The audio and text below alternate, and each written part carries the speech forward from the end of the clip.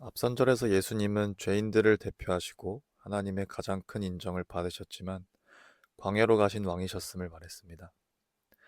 마가는 예수님의 행적에 대해 간결하게 기록하는데 14절에서 곧바로 예수님께서 세례 받으신 뒤 무슨 일을 하셨는지가 나옵니다. 14절입니다.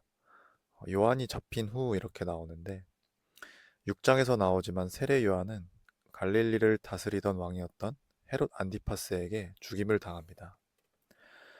왕은 자기 동생의 아내와 불륜을 저질렀는데 세례 요한이 책망했기 때문입니다. 이 헤롯은 요한이 거슬리긴 했지만 꽤 호의적이어서 그가 하는 말은 경청했었습니다. 그런데 그 불륜한 아내였던 그 헤로디아가 자기 딸을 통해 소원을 말할 기회가 생겨서 세례 요한의 머리를 가져올 것을 소원으로 말하고 그렇게 요한은 죽습니다. 세례 요한이 잡힌 뒤에 예수님은 곡적으로 일을 시작하십니다. 마가의 기록에는 예수님께서 말씀을 전한 것만을 말하는데 누가복음에 보면 예수님께서 성령의 능력으로 갈릴리를 돌아다니셨다고 말합니다. 누가복음 4장 14절에 예수께서 성령의 능력으로 갈릴리에 돌아가시니 그 소문이 사방에 퍼졌고 그럽니다. 예수님께서는 성령의 능력으로 병든 자들을 치유하시고 귀신을 쫓아내셨습니다.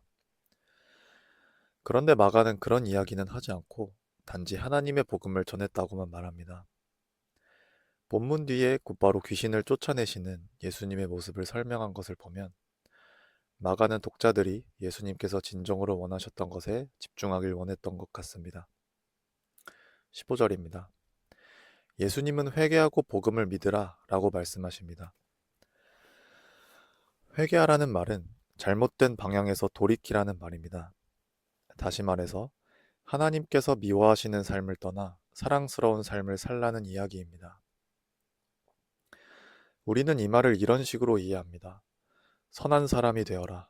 그럼 하나님이 받아주실 것이다. 사랑스러운 삶을 살라는 말을 이런 식으로 이해하기 때문에 우리는 복음의 참된 능력을 놓칩니다.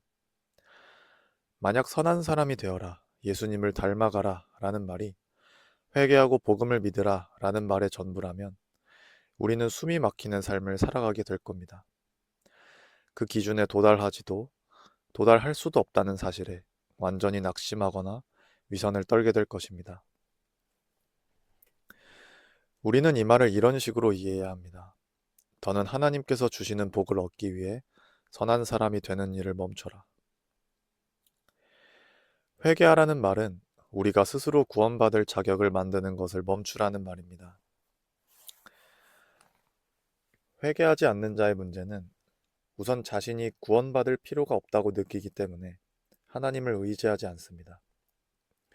내가 왜 하나님께 구원받아야 합니까? 라고 반문합니다. 더 큰 문제는 그는 다른 사람들과의 관계에서 우월감을 느끼고 은근히 남을 무시하거나 열등감을 느끼고 남을 시기하게 됩니다. 이는 기독교와 타 종교와의 가장 큰 차이입니다. 종교는 선을 행하라 그러면 하나님께 받아들여진다 라고 말합니다. 그러나 기독교는 이렇게 말합니다. 우리 모두가 실패자입니다. 그러나 예수님이 우리를 위해 행하신 일 때문에 하나님께 나아갈 길이 열렸습니다. 예수님은 절대로 너가 더 많이 울고 더 많이 반성하고 더 많은 잘못을 고백해야 하나님께 받아들여진다 라고 말하지 않았습니다. 그분은 사람들에게 나를 믿으라. 내가 곧 길이요 진리요 생명이다. 나로 말미암지 않고는 아버지께 나아갈 수 없다. 너희는 완전한 나의 의가 필요하다. 라고 말씀하십니다. 복음은 실타래 같이 엉켜 모순되게 살아가는 우리를 자유케 합니다. 복음은 우리의 삶의 의미, 안전, 행복, 목적, 더 나아가 우리가 진정으로 바라던 사랑, 천국에 대해 말해줍니다. 말 그대로 기쁜 소식입니다. 그래서 더는 우리는 회개하고 복음을 믿으라는 말을 내가 더 많이 울고 반성하고 잘못을 고백해야 해 라고 이해하지 않아야 합니다. 다시 말하지만 복음은 우리에게 이렇게 말합니다. 우리 모두가 실패자입니다. 그러나 예수님이 우리를 위해 행하신 일 때문에 하나님께 나아갈 길이 열렸습니다. 십자가에 지실 만큼 우리를 사랑하시는 하나님 안에서 우리의 삶의 의미, 안전, 행복, 우리가 바라던 진정한 사랑을 발견하고 누릴 수 있게 되었습니다. 이제 16절부터 20절을 보면 예수님이 나를 따라오라 라고 말하자 어부였던 시몬, 안드레, 야고보, 요한이 곧장 자신의 직업, 생계, 부모를 버려두고 예수님을 따라갑니다. 우리는 이런 모습을 보고 엄청난 경계심을 갖게 됩니다. 역사 속에서 극단적인 모습을 보인 종교가 얼마나 많았는데 기독교가 그런 종교였다니 하고 말입니다. 우리는 그런 극단의 해결책을 중도를 지키는 것이라 생각합니다. 적당히 믿고 적당히 실천하는 것입니다. 그러나 예수님께서는 그 정도를 원하시지 않습니다. 우리 전부를 원하십니다. 예수님은 이렇게도 말씀하셨습니다. 마태복음 10장 37절 아버지나 어머니를 나보다 더 사랑하는 자는 내게 합당하지 아니하고 아들이나 딸을 나보다 더 사랑하는 자도 내게 합당하지 아니하며. 당연히 부담스러운 말씀입니다. 이는 가족과 직장, 생계 등은 하찮은 것이다 라고 말씀하신 게 아닙니다. 예수님은 우리 삶의 가장 큰 우선순위가 바로 예수님이어야 한다고 말씀하십니다. 그럼 예수님은 왜 자신이 가장 큰 우선순위에 두어야 한다고 말씀하셨을까요? 쉽게 말하면 이렇습니다. 우리는 덜 극단적이기 때문에 부도덕한 일을 행하고 집착을 합니다. 예를 들어 정직한 말을 하면 승진의 기회를 잃어버릴 때 우리는 예수님을 덜 우선순위에 두기 때문에 비리를 저지릅니다. 자녀의 실패를 못 견뎌 하고 자녀에게 집착하는 이유는 마찬가지로 예수님을 덜 우선순위로 두기 때문입니다. 우리는 예수님을 최고의 우선순위로 두지 않으면 삶의 의미, 안전, 행복을 다른 곳에 두고 그것을 잃어버리지 않기 위해 부도덕한 일을 저지르거나 집착을 합니다. 그렇기에 예수님께서 우리 모두를 요구하시는 것은 예수님을 위해서가 아니라 우리 자신을 위해서입니다. 그렇지 않으면 영원하지 않고 일시적인 것들에 매이다가 공허함은 더 커지고 결국 내가 믿었던 그것에 배신을 당할 것입니다. 그러므로 이런 식의 삶은 한 예수님께 합당하지 않습니다. 내 커리어를 더 쌓고 내 가족을 더 챙기고 주님을 따르겠습니다. 예수님을 믿는 삶은 나 자신뿐만 아니라 다른 사람에게도 예수님을 전적으로 신뢰할 것을 말합니다. 예수님께서 사람을 잡는 어부가 될 것이라 말씀하셨는데 당시 제자들뿐 아니라 모든 그리스도인은 사람들에게 우리의 구주가 되시는 예수님을 전하는 사람입니다. 이제 21절부터 34절까지 예수님은 사람들을 고통스럽게 하는 귀신을 내쫓으시고 병든 자를 치유하십니다. 여기서 우리는 예수님의 권위에 대해 보게 됩니다. 우선 당시 사람들의 반응을 봅시다. 22절에 그가 가르치시는 것이 권위 있는 자와 같고 서기관들과 같지 않다라고 말합니다. 당시 서기관들은 존경받는 랍비를 인용하며 자신의 주장에 설득력을 더했습니다. 이분은 이렇게 말씀하셨습니다. 라는 식입니다. 구약의 선지자들도 하나님께서 이르시되 라는 말로 자신의 말이 하나님에게서 왔음을 분명히 말했습니다. 그런데 예수님이 사람들에게 말씀하실 때에는 그렇게 말씀하시지 않습니다. 내가 진실로 진실로 너희에게 말하노니 라고 말합니다. 예수님은 어떤 권위에 기대지 않고 사람들에게 말씀하십니다. 사람들은 예수님을 무척이나 교만하거나 사기꾼이거나 아니면 선지자 이상의 하나님의 사람임을 직감했습니다. 또 귀신들의 반응입니다. 24절의 귀신은 예수님을 만나자 두려워 떨며 하나님의 거룩한 자다 라고 말합니다. 사람들은 귀신 들린 사람을 고칠 수 있는 방법이나 능력이 없었습니다. 그러나 예수님의 등장만으로 귀신은 떨며 예수님의 명령 한마디로 귀신은 사람에게서 떠납니다. 손쓸 수 없던 문제를 예수님이 단번에 해결하자 사람들은 그의 권위에 놀랍니다. 성경을 읽은 사람이라면 예수님을 그저 좋은 분이라 말할 수 없습니다. 그분은 자신이 하나님처럼 다른 이들에게 말했고 귀신들을 쫓아내고 병든 자들을 치유해야 했습니다. 예수님 자신도 사람들에게 그저 좋은 사람이라 여기는 것을 원치 않으셨습니다. 24절과 34절에서 예수님은 귀신이 자신을 알아보자 그들이 말하는 것을 허락하지 않으십니다. 귀신은 어떤 의미에서 예수님을 인정합니다. 그러나 그들은 하나님의 뜻에 순종하지 않습니다.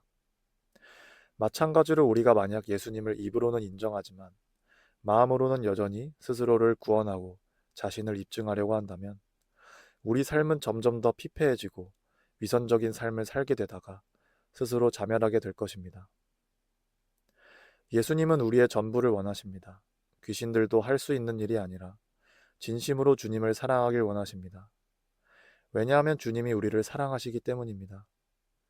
그분이 수많은 사람들을 귀찮아하지 않고 불쌍히 여기신 이유가 여기에 있습니다. 주님은 많은 사람들이 진심으로 자신을 사랑하길 원하십니다. 35절에서 39절까지 예수님은 많은 사람들을 뒤로 한 채 다른 마을로 가 전도합니다. 아마 거기서 회개하고 복음을 믿으라 라고 전하셨을 것입니다. 제자들은 예수님 덕을 입어 권력의 한자리를 차지하려는 마음으로 가득했기 때문에 예수님께서 하신 말씀을 제대로 이해하지 못했을 것입니다. 앞으로 보겠지만 제자들은 자신들이 잘못되었는지도 모릅니다. 그러나 예수님은 복음을 전하기 위해 피곤한 가운데 새벽에 일어나 기도하신 뒤 다른 곳으로 가십니다. 귀신을 내쫓고 병든 자를 치유하는 것은 사람들에게 너무나 중요하고 그들의 행복과 직결되는 문제였습니다. 그러나 예수님께서는 복음을 전하는 것을 더 중요시하셨습니다. 이런 기적적인 일들은 단지 복음을 전하고 정말 복음이 사실인지를 확증하는 도구였을 뿐입니다. 앞서 말했듯 복음은 우리에게 이렇게 말합니다. 우리 모두는 실패자입니다. 그러나 예수님께서 우리를 위해 십자가에 죽으시고 부활하셨기에 하나님께 나아갈 길이 열렸습니다. 우리는 더는 우주에 버려진 존재가 아닙니다. 이 땅에서의 삶이 끝이 아닙니다. 우리는 우리가 생각하는 것보다 훨씬 영광스러운 존재입니다. 바로 이 일을 우리에게 이루시기 위해서 예수님께서 영광스러운 하늘을 떠나 이 땅에 오셨습니다.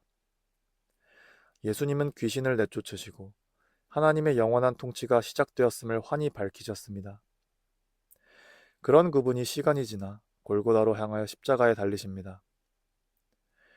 귀신에게 입 닥쳐라 라고 꾸짖으시며 고통에서 건지신 그분이 영원히 사랑하시던 성부 하나님께 버림당하시고 나의 하나님 어찌하여 나를 버리셨나이까 부르짖으셨습니다. 그분이 그곳에서 우리와 자리를 바꾸셨습니다.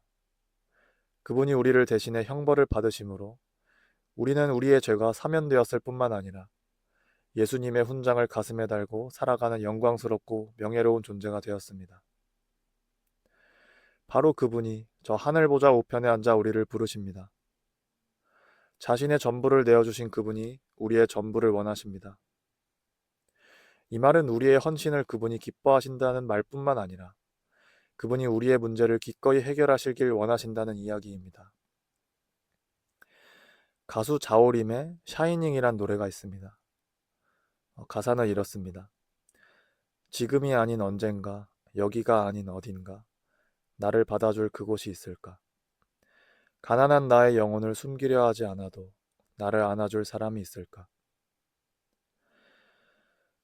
우리는 나의 어떤 모습이라도 기꺼이 받아줄 이가 있어야 진정으로 변화될 용기를 갖게 됩니다. 하나님께서는 우리를 나의 사랑하는 아들 따라 내가 너를 기뻐하노라 라고 말씀하시기 위해서 하나뿐인 아들 예수님을 이 땅에 보내셨습니다. 그분은 하나님 나라의 복음을 전하셨습니다. 그리고 십자가에 달리셨고 부활하셨고 지금은 하나님 우편에 앉아 우리를 위해 간구하십니다. 그분이 우리를 부르시는 것은 결코 여러분의 삶을 속박하고 얽매이게 하는 방식이 아닙니다. 길 잃은 아이에게 부모의 목소리가 들리듯 물에 빠져 허우적대는 사람에게 구명보트가 다가오는 소리가 들리듯 굶주려 일어날 수 없는 사람에게 풍성한 식탁이 차려지듯 우리를 자유케 하는 부르심입니다.